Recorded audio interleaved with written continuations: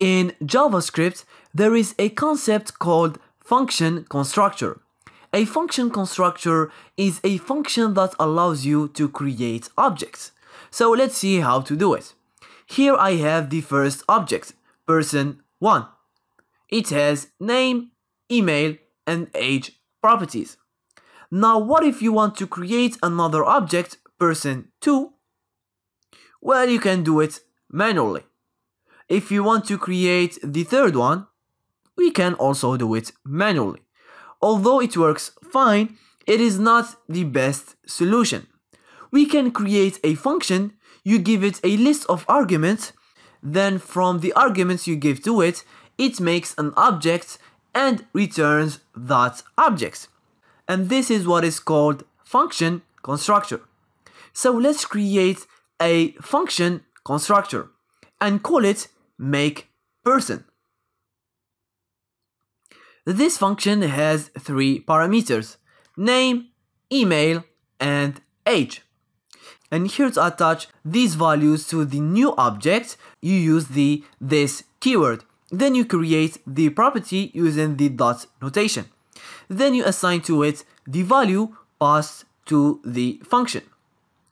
So let's do the same thing for the email and the age. And now we have the function constructor that can make a person. Let's create the first person. Before we call the function, we have to use the keyword new. Then we give to the makePerson function arguments for the name, email, and age. Then let's console log the person1 we just created. Great, we have created a new person. Here in the function constructor, what you write after this keyword is what is used as the property name.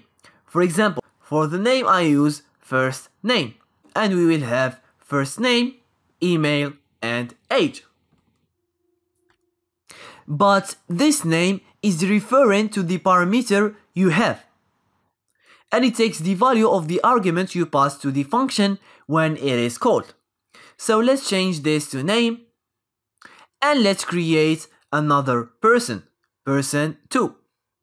Let's console log it, and great. Just like we could create a new object with properties, we can also create objects with methods. We can give to this object a method. So let's create a method called canAccess the website and tells us if he or she can access the website.